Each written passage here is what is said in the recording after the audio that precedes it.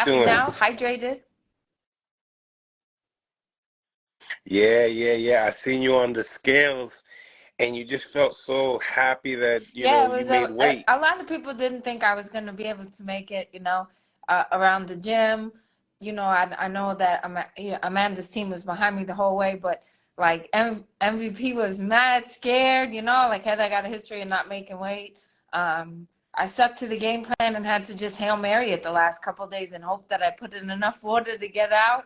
And it just was so great, it was so, I felt so grateful all morning. Awesome, man. That's beautiful. I haven't spoke to you in a long time. So how's everything in between the time that we've spoken? Probably it's been probably like 6 months now. What's going on It's with been you? a great camp. I lost my trainer in January, and I was up in the air about what I was gonna do. And we talked about the night before he died. Papa said, like, everyone thinks that you passed your prime, but I don't think you hit it yet, baby. It's your world title year. And he kind of called Martin Gonzalez to his hospital bed to leave me to him in the will. And Martin was like, Papa, you're fine. You have surgery tomorrow. You're gonna be okay. And he said, no, I need you to make sure that Heather and Henry and Ty and like, that she's good. I need her to box. And he passed away that night, and it just kind of set the ball rolling for me to be where I am. Wow. Um, Sorry to hear that. Um, but before we get into your big fight, I'm actually very happy for you. When I seen the flyer, I actually texted you right away. I'm like, she's gonna get her get back. um, Against Amanda Serrano on the Jake Paul undercard. I mean, he's For doing a sure. great job, bringing uplifting women boxing right now. But before we get into that, right? Were you able to see the I did. Terrence I did. Crawford and Errol Spence fight? I What were your thoughts on mean, it? Who I, did you I have never going call into the fight? fights like who's gonna Talk to me. win. As a fighter, it just, it's not even just the politics. It's just so shitty to put this guy's gonna lose into the, to manifest that, to say that, to stand behind that. It just seems like as a fighter, like I don't love to do that. Um, Terrence Crawford for me is my favorite boxer, and if I had to wonder, like, had to pick a pound for pound number one, I would pick Terrence all day, every day, and twice on Sunday. So, um, yeah, I would just say that I've been a big fan. So, do you believe that he beat the best Errol Spence at that moment in time? Did you feel like he was dehydrated?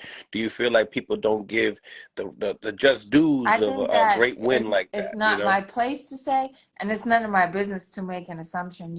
Like anything could have been happening. I've been in fights that I wasn't my best Heather. I've been in fights where the weight cut killed me the next day. I've been in fights where I've won and it looked ugly, and I've lost and it looked beautiful. So, being a veteran in the sport and three different sports and fighting, I can't speak to who he was that night.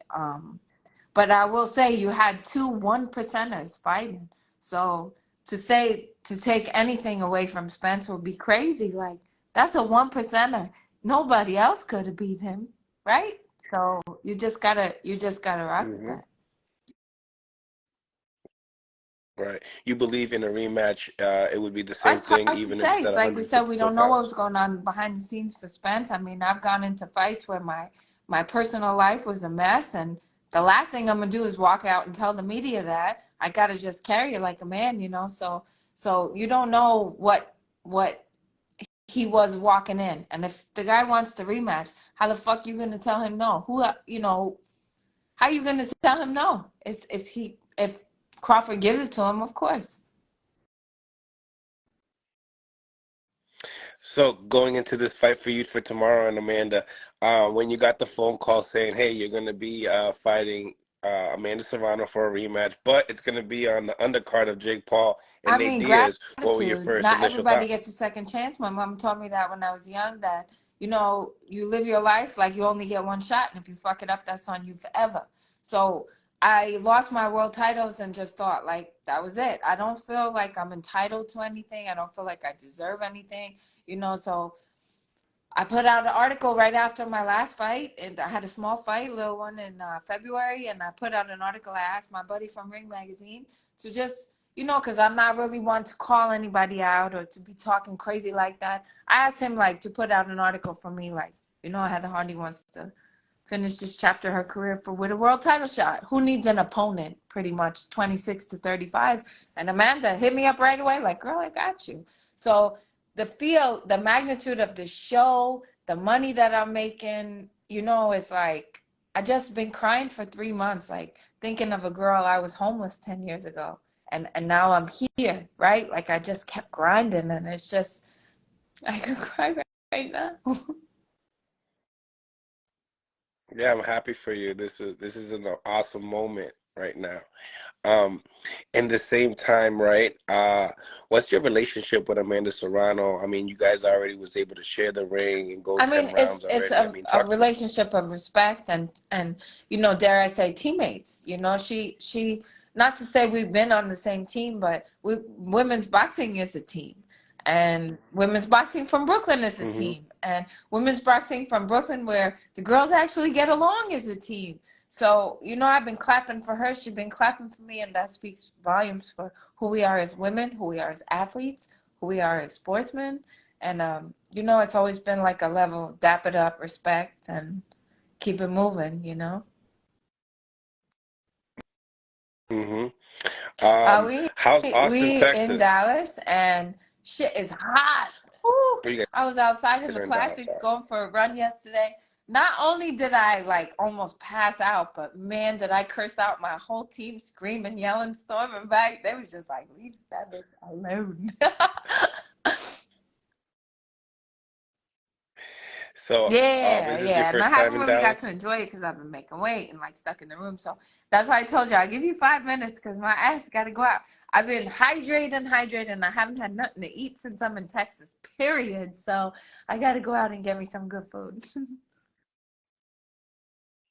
Yes, you do. You definitely need to get yourself some food. My last question, well, two more questions, right? So, coming into this fight, a rematch with, Amanda Serrano, one of the greatest, women boxers out there. Um, in this camp, what's the differences that you would say that you've made I appreciate that improvements from question your so first much fight? because it would be crazy to think that I would come here and say, "Oh, I worked harder. Oh, I'm so tough. Oh, I'm a different fighter." You know what I did? Like in 2021, Hector took me every day, twice a day, to clean up my technique, to change the way I think, to change the way I feel. I went into that fight in 2019 with Amanda, where half my team was telling me, "You're gonna lose. You are not ready for her. She's gonna knock you out," and they wouldn't train me. So I had half my team clapping for me, trying to get me ready, and my mind was just so off because I don't want to say I was scared because as a single mom, nothing scares me, but I was cautious, right? Like I was real cautious. I can't embarrass my team. I can't get knocked out. And I also didn't watch the fight until about a month ago. And I cried for Heather. I really did. I cried for me just watching. I had no confidence in myself, I'm mad at me for allowing my surroundings to to do that. So I really spent the last 2 years trying to build up like who I am, why I'm here, what I'm doing, and that Heather Hardy is not going in cautious tomorrow. I know who I am. I've been through so much in my life that no girl with two hands can take that from me. Mm, mm. Final predictions for the Again, fight? I don't like to call the fights, but they got me as like a fucking crazy 97 to 1 underdog. I promise you it ain't like that. I promise you it ain't like that. You're gonna see. You're Mm, gonna see somebody give me a second chance. mm, I ain't fucking up this time. So I you're promise you guaranteeing a better that. I fight promise this you time that. around for You're sure. gonna look at my old ass and be like, damn, she wasn't playing. That's so beautiful. That's so beautiful. My last question, your predictions on the Jake Paul and Nate Diaz, the Man, main you event. know, it's like I always say, I just hope safe in, safe out for both fighters. That's all you can. That's the only prediction that is like, you know, a blessing. I just wish safe in, safe out for both fighters. That press conference yesterday was fucking bananas. So we about to see. And it's a cool question for you because it's like, you've been in that world where Nate was, and then it's like now you're just getting this Hmm. opportunity with Jake Paul. So God bless you and good Thank luck you for so much. tomorrow. I Thanks for can't wait to having see me. the show. Bye, Yeah, I guys. already know. Much love to you.